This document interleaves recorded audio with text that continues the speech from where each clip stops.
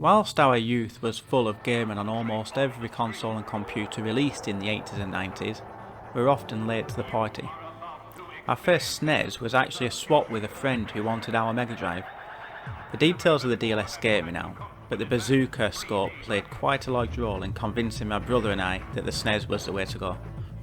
That said, we didn't have a wealth of Nintendo fanboy history, so games such as Zelda and Metroid, which quite fairly find themselves atop many of these listicles, completely passed us by. Naturally, as I've gotten older, I've managed to experience many of these games, but for the purposes of this video I have taken a step back in time to 1995 where, on the eve of the new generation, a 12-year-old me reflects on why nothing will ever be better than the SNES. So, here are my high fives for the Super Nintendo.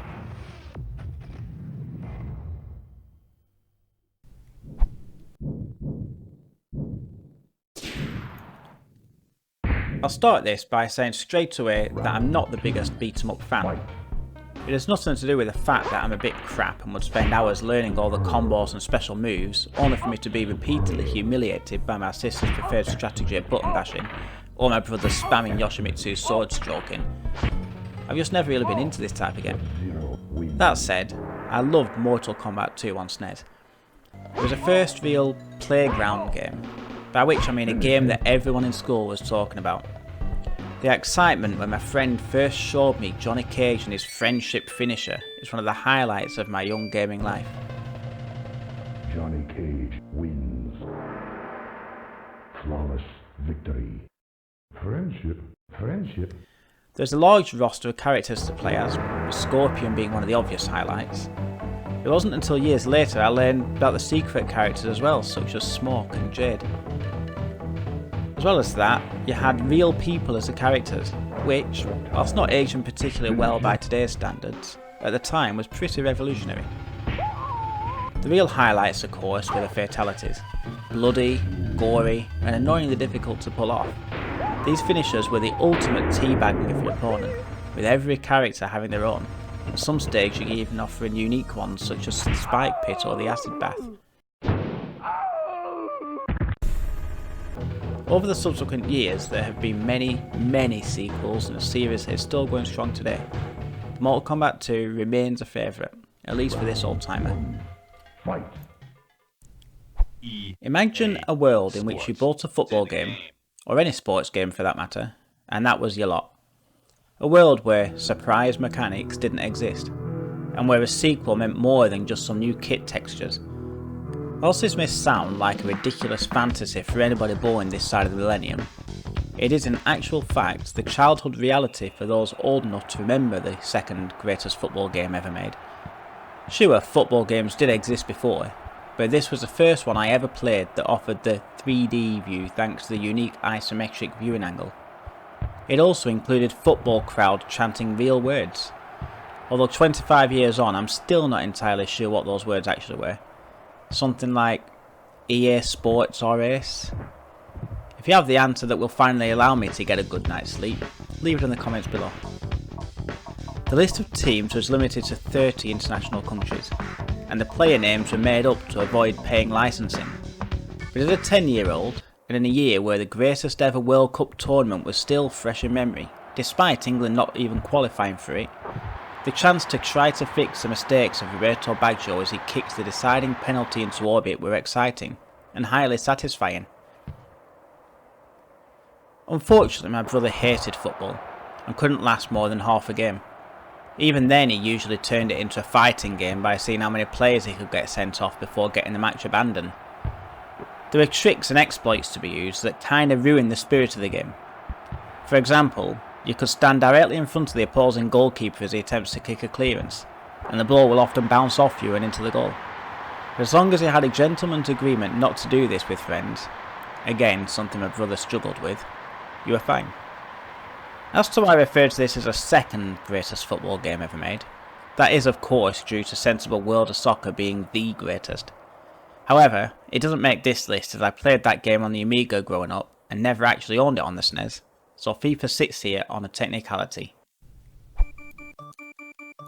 This might be controversial to some of the old folks, But Super Mario World was superior to all of the Super Mario Bros. Games in every way. The world map was one giant sprawling overworld rather than a series of smaller world zones, and featured branching paths and loads of special castle levels to defeat, and every level felt unique. There were new enemies brought in to fight alongside the classics, the football playing trooper being particularly memorable, mostly due to the amount of Yoshis he has caused to run away, the bastard. The platforming was better, the level design was superb, and it included Yoshi along with the wonderful mechanics of him eating different enemies to provide different powers. It also introduced a legitimate reason to replay early levels thanks to special coloured blocks unlocking previously hidden or unreachable areas.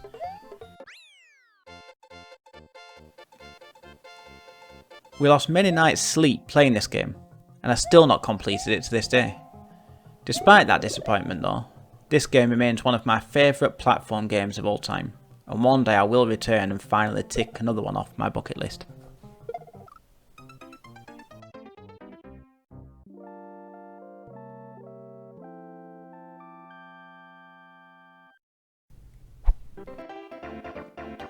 This almost made it to the top spot, and if it wasn't for Luigi it may have. I don't think anybody needs to be told what Mario Kart is about, but this is a game all kart racers are compared against and all come up short. Spanning 10 games over almost 30 years, this is where it all started. With a decent range of tracks, a catchy soundtrack, and excellent replay value with the hidden difficulty modes and unlockable cups, this game was a great time sink even in single player mode. However, it was a multiplayer that really brought this game alive. Every Grand Prix could be played with a friend in a battle for the podium, and when you'd had enough of actual racing you could take the fight to the battle course. These arenas provided a closed head-to-head battleground where the only objective is to repeatedly hit your brother with power-ups until he throws the controller down, crying about how you cheated by looking at his screen to find out where he was. Completely unfounded of course, but some people struggle to accept defeat. Whilst the iterations of Mario Kart have added new dynamics or tweaked the formula over the years, one thing has remained consistent from the first to the last: Rainbow Road. Rainbow Road acts almost as a lap of honour for those persistent enough to reach the endgame. As a final track of the Final Cup, it offers a level of difficulty several gears up from anything that came before. One early turn or awkward shunt and you're off the course, waiting for the eventual rescue from Nikitu, who is more than happy to take what little money you had. Of course, not everything was perfect, which brings me on to why Mario Kart just missed out on the top spot. In this first iteration of the game, the AI drivers didn't collect power-ups from the grid boxes. Instead, each character had their trademark weapon, of which they had a seemingly endless supply of. Bowser dropped fireballs, Donkey Kong threw his banana skins, and Princess Peach dropped weird mushrooms that made you shrink. Luigi meanwhile had the most annoying of all. He had invincibility stars. I can see his smug face now as he approaches from the rear, triggering his star to plough straight through my banana skins, and then repeatedly activating a fresh one to stop me overtaking. To this day I still get angry whenever I see Luigi on screen. I just want to punch him in his smug face. And that hatred finds its origin right here.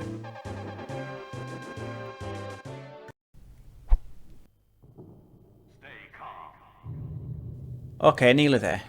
But before I reveal the greatest game of the SNES, for me anyway, I would like to just highlight a few honourable mentions. It's worth pointing out that the SNES remains my favourite console of all time, with so many amazing games and the added benefit of nostalgia. I could have made a list of 50 games and still probably missed some out that really should be here. So in no particular order, here are some of the titles that almost, but didn't quite, get the high five from me.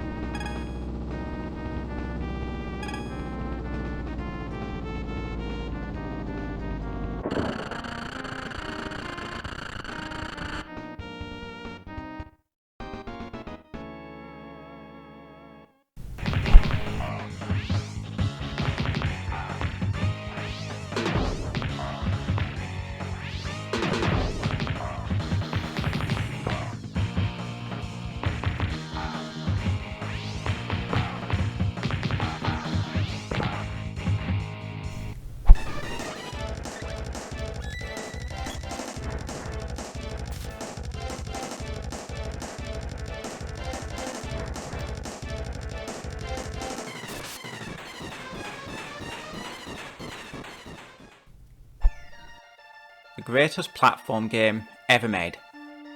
The end. Oh, I'm supposed to fill the footage with my voice. Okay, let me elaborate. The SNES was no stranger to platform games given the history with Mario, but Donkey Kong Country 2 was the most expansive and varied platform game of its time. It offers excellent replay value for each level, with hidden areas and secrets to find, including the giant DK medal.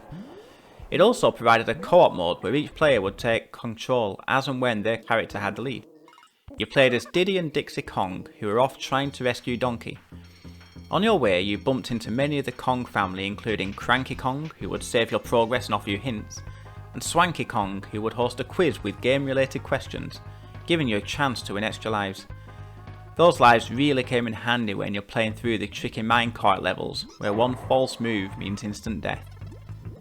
This was in the days before the internet, however, so you had to actually learn the answers to the questions through hard work, or just hope that one day Sir Patrick Moore would give you the answers on Games Master. He didn't.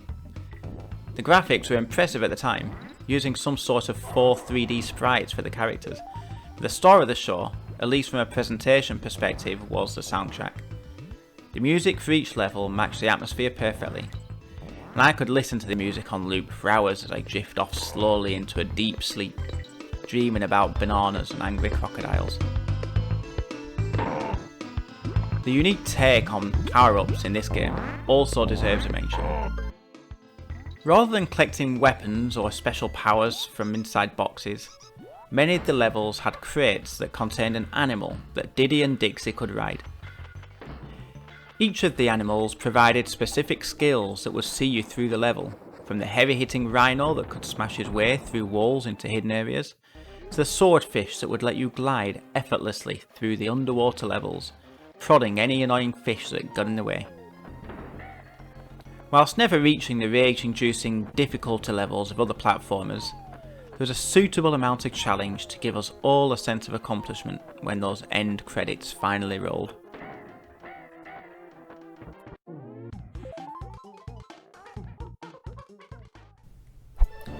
So, there you have it, my Super Nintendo high fives. How does it compare to your list? Leave a comment below and share your favourite SNES memories. Thanks for watching. And before you head off, if you found this interesting, please remember to hit that like button. We are a new channel, learning every day, and your feedback and support really helps out a lot. Check out some of our other content, and if you like what you see, make sure to subscribe as there will be plenty more ahead.